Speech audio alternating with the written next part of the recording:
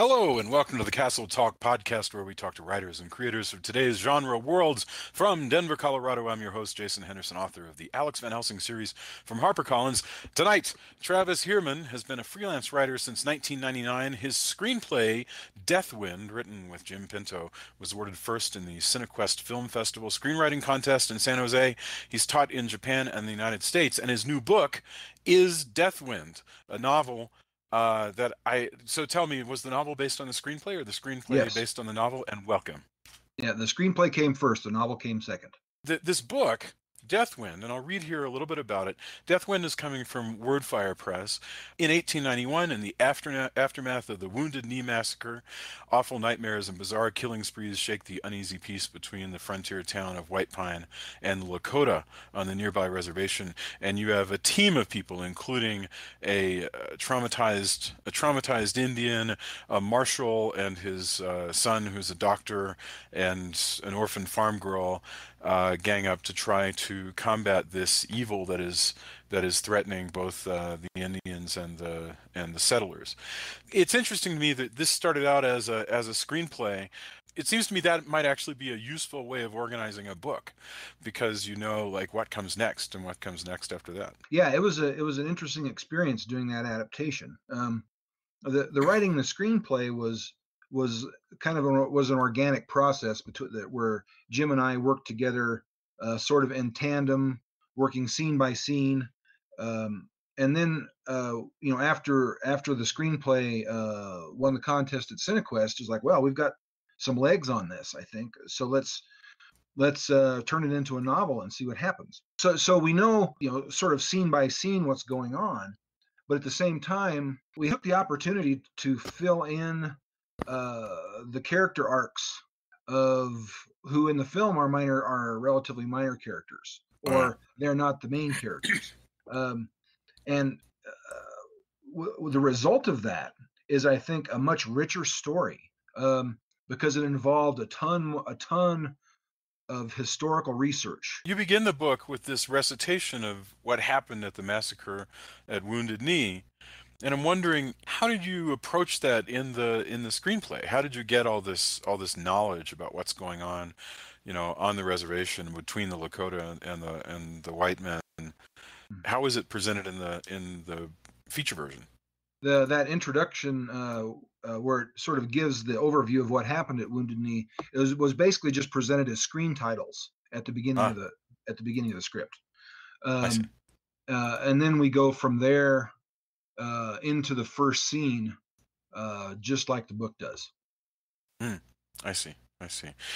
Wow. So let's talk a little bit about the book. In fact, okay. So this book is essentially I want to call it a Western horror. There are weird Westerns out there. There are people that are doing it. I mean, I've read some stuff by Joe R. Lansdale. And of course, in comics, you've got Jonah Hex. Sure. But we wanted to write a story that neither of us had ever seen before. I mean, there are a small number of Westerns that I think venture into the horror realm. Ravenous was one of those. Yeah. And then last year we had Kurt Russell in the Bone Tomahawk. Good Christ, Bone Tomahawk. Yeah. Yeah. I say that because that is a brutal movie. I haven't seen it. It's on my list. Yeah. Oh no, it's good. And the funny thing is, that movie, I'm not going to spoil anything for you, but to me, the movie has tone problems, because through 98.5% of the film, it has a tone of an almost jaunty adventure dealing with weird proto-humans, and then 1.5% is incredibly disturbing violence, like, that's outside the level of the tone of the rest of the piece. And for me, that was jarring, but your mileage may vary. I mean, you might go, well, no, that's all part of the same feel. Well, but it's good. Deathwind has, I think, I guess I'll let the reader has to judge, but we're pretty in the dark. We're in the pretty dark realm from chapter 1. It is very. I've been reading it, and what I think about is interesting about Deathwind is, first of all, I really am believing the world that these people live in. You have this amazing encyclopedic knowledge, or if it's not real, you have this wonderful gift for verisimilitude. It it feels real. It feels like you're really on the plains. It feels like you're really dealing with, you know, Indian chiefs who have been beaten down and are trying to barter for, some shred of dignity. All of this stuff feels extremely well researched. Is it, or are you making all of this stuff up? I'd like to think so. The I'd like to think it's pretty well researched. I'm not a native myself, and nor is Jim. But we really, really wanted to be true to the Lakota culture and history. Um, and so I think, I went to the extent of getting a book on the Lakota language and trying to understand how that works. Yeah. Um, because I think culture isn't embedded in language. So uh, that was part of the research, and there's tons of stuff out there on the Wounded Knee Massacre, um, Mm, and the Ghost Dance religion, which features prominently in the story. yeah. Um, so I think we really tried to be as real as we could with the native side of things. But then, of course, there is stuff in there that is completely made up. Um, Hmm. uh, Well, there would have to so be, in a sense. Um, wow. I mean, I I was just wondering if you feel that. One thing we've talked about a lot on the show as I've interviewed different writers, everybody remembers a time, say, about 30 years ago. Well, if you're old enough, you remember a time about 30 years ago when paperback books were the primary mode of entertainment in the evening for, a man in the United States. He has dinner. He finishes dinner after maybe you watch something on TV, but there's not very much. So afterwards, what do? You read a paperback novel. yeah, And we've pre-cable, seen that. What's that? pre-cable. Yeah, pre-cable. Exactly. You either watch a lot of stuff that is increasingly less interesting to you, or you just literally wait until they play the national anthem and the planes go by and stuff. But Hmm. a lot of people, you just kind of give up on it and you're like, and you read a novel, which is why there were way, way, way more paperback novels through the middle of the century. And that's kind of whittled down. And I wonder now, though, with the birth of ebooks, whether there's great new opportunity for books that are in different genres, different lengths, and so forth. Whether Weird Western can become huge compared with maybe where we were in the 1980s. Um, well, in the '80s, you had the horror boom, Yes. um, and then that sort of died out by around 1990, and Yeah. it's never really come back, at least in fiction. Although there's always been a horror genre, you can find horror novels. Well, you've always Um, got like your Dean Koontz and Stephen King, who's kind of a genre unto himself, and mhm. guys like that. But I know what you mean. I mean, yeah, you're right. There was a massive, massive lot of horror books in the 80s. Yeah. Nowadays, as far as the Weird Western goes, I certainly hope that this book is, I don't know, feels original enough to sort of find an audience that says, "Wow, I've never read anything like this before." Yeah. Um, but what Weird Westerns are a niche thing. Once upon a time, I sent this novel to my former literary agent, and his response was, "Well, nobody's buying horror and nobody's buying westerns." Mm. Um, so But that actually turned out, I mean, it actually turned out that you found a publisher who was interested yeah, in finding an audience for that, you yeah, know, which yeah. proves Wordfire is that really great that way. Wordfire is not going to take a risk on a book that they don't think anybody's going to read. There's all this effort that any publisher is putting into preparing the book. At the very least, they're like, we have to know that we have to think that some people are going to find their way here, which is very exciting. Can you tell me? Okay, let's go back to the book for just a second. What is, without giving too much away, what is the nature of the evil that our heroes are facing? Oh man, let's see how to do that. Okay, so you can sort of tell by the book cover that there's wind and storm involved. Um, the ultimate nature of the horror is a Lovecraftian thing. Uh, Uh, so so this is not just a horror western; it's a Lovecraftian horror western. Um, so there is a big bad, and then there are minion bad. mm-hmm. If you understand what I'm saying, there's Oh there's the yes. big bad and its minions. Yeah. Yeah. No, of course, absolutely. And it's one thing I find is that the pacing is really wonderful. I mean, you begin with a very in classic like X-Files uh, um, uh, in classic like what's the word I'm looking for? In the Structure. tradition of something like that, you open with this terrible, event that happens to a couple of characters, just to set the stage for what kind of story are we in, and then you jump to the main characters who are about to once again meet it. Now that we, the audience, have already had a chance to see the evil at work. That's a rough scene, but it's beautifully, beautifully done. So when you're, and this isn't the first, this isn't your first book. You've actually done some straight up fantasies in the past, haven't Yeah, you? yeah. This is actually my seventh published novel. Good Lord. So, but is it your first Western? Yeah, first Western.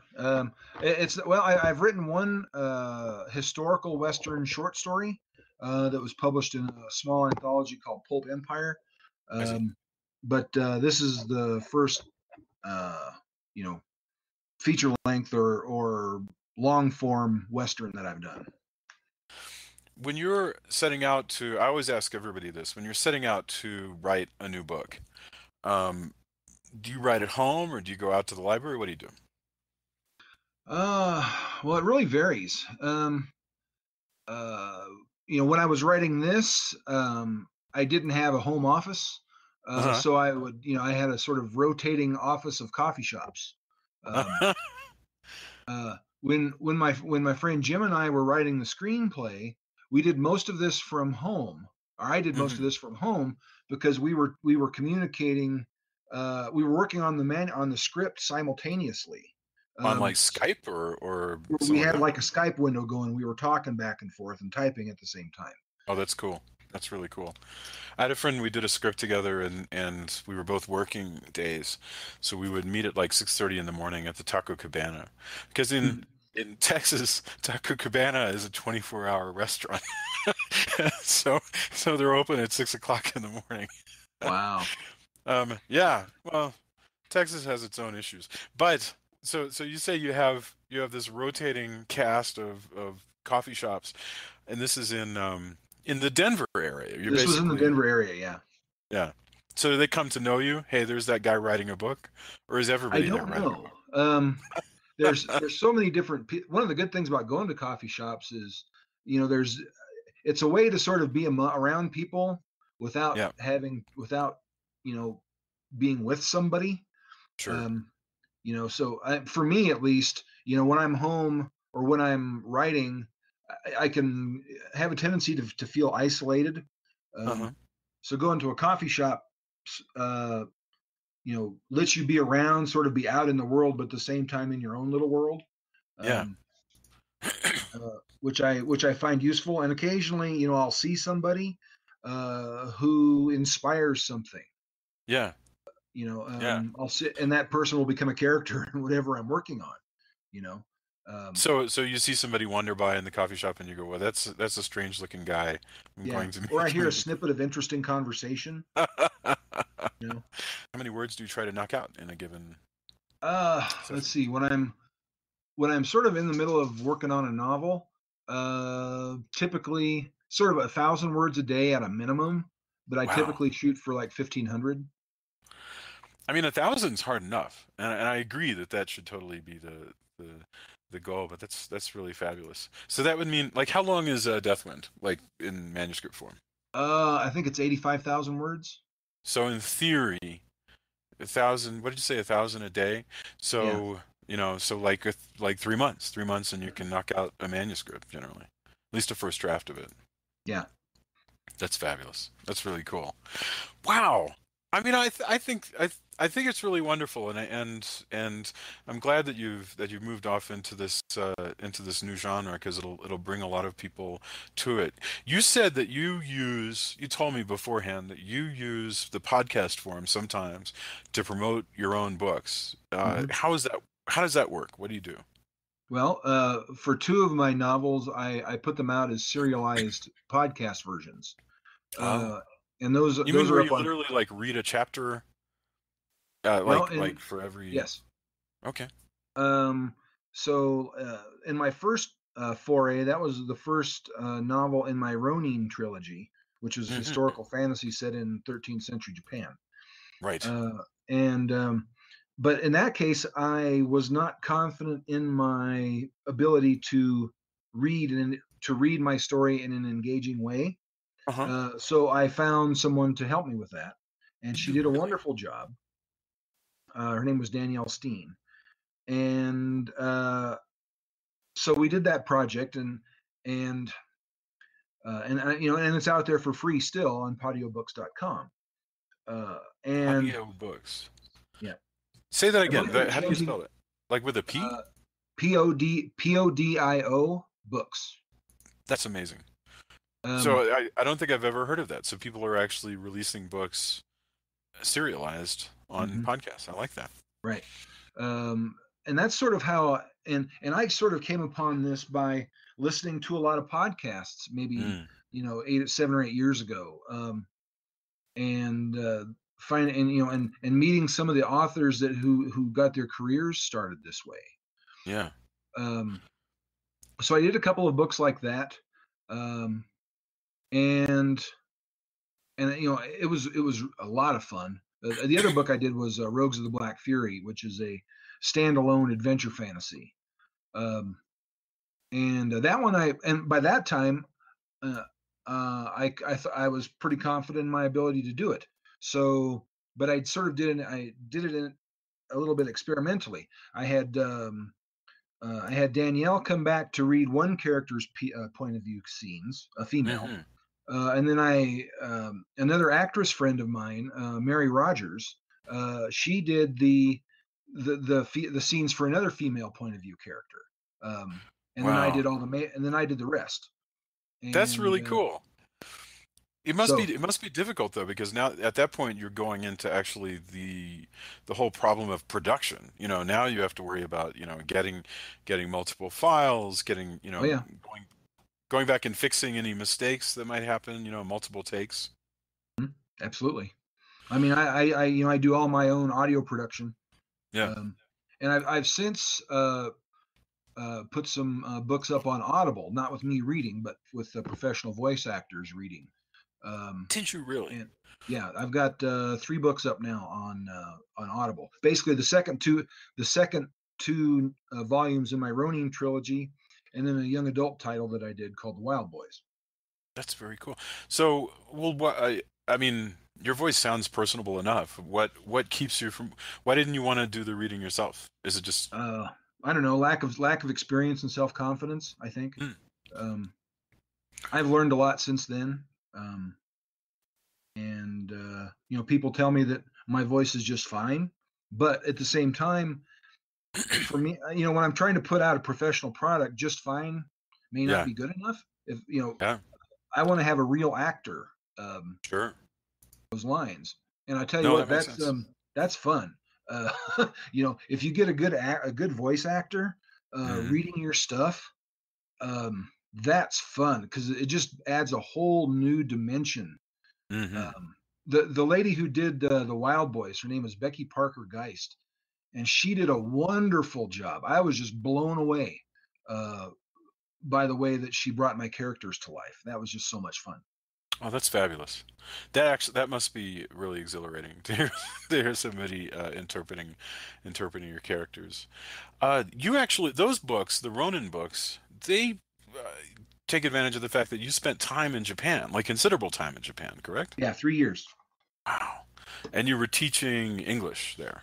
Yeah, I taught English there for 3 years in middle school and elementary schools, and uh, and I had the good fortune to live in the same part of the country where that series takes place.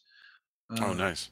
so I could do a lot of firsthand research, going to shrines and seacoasts and talking to people and finding weird English translations of Japanese of books that just aren't books in Japanese that just aren't available here. But you So hadn't actually begun the book series when you were teaching there, right? well, see, this is how a book can change your life. Mm, I started writing the Ronin trilogy in what became the Ronin trilogy in 1999, and about mm, that time, I thought it was just going to be one book, and I showed it to a literary agent, and she says, "No, this is two books." At that time, mm, it wasn't finished, mm-hmm. and then I wrote the first. Then I showed it to another literary agent. He said, "No, this is three books." I'm like, "Okay." Um, but anyway, so I started writing this story, and I got a few chapters in it, and told myself, "Wow, I mean, because I was a huge fan of samurai films and anime, and just sort of generally interested in Japanese culture for a long time. But this was, but having that and being able to write about it convincingly with that verisimilitude Hmm. um, is not the same." Sort of paraphrase Samuel L. Jackson, Pulp Fiction. It's not the same ballpark. It's not even the same sport. Yeah, yeah. So you have to. I felt that I really needed to know more, so I started taking a class in the language, Mm. and that basically led me to this program where I could go. I could just go to Japan and teach English for a year, and I got in, and that became 3 years. So I had started the story, uh, you know. So all of that came as a result of starting to write that novel. Wow, that's really Uh, cool. Well, I mean, a lot of people, they'll begin a project, and then it somehow, at first they want to learn about the project, and then the project kind of takes over. It mhm. shapes the rest of their life. Many people have become that. Absolutely. That's fantastic. But in this case, you've moved into a whole nother direction. You've moved away from feudal Japan to the Old West and India. I mean, it's wonderful to take just sort of this solid sideways step into another world from where you've been before. Right. Um, that's pretty cool. So you're gonna do more? Do you think there's more weird westerns on the way? I think that's good. There's a the character there. There's a character at the end. I think who demands more story. Uh, but I need to talk to Jim and see what we're gonna do with that. Sure. I'm envisioning something sort of like the Clint Eastwood spaghetti westerns, but with this character. And so we'll see. We'll see. Yeah. As with most things. Fantastic.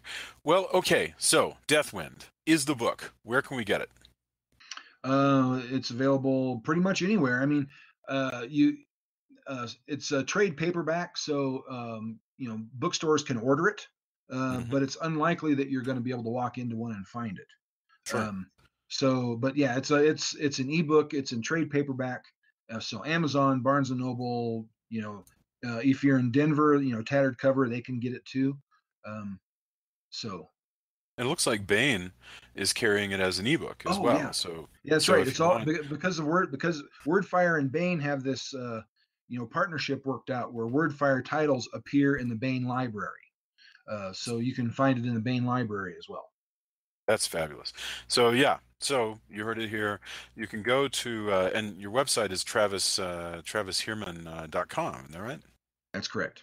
Okay, so TravisHeermann.com, also DeathWindNovel.com. Also, you can go to Baen Books and find it as an ebook there, which is really wonderful. I love Baen. I want to keep promoting them because they find a lot of really cool voices. Um, Travis, it's been really delightful talking to you. I hope that we get to see a lot more of this stuff, and I hope we get a chance to do this again. Thank you very, Yeah, very thank you. much. Thank you so much for Absolutely. having me. It's been a blast. You bet. Talk to you soon.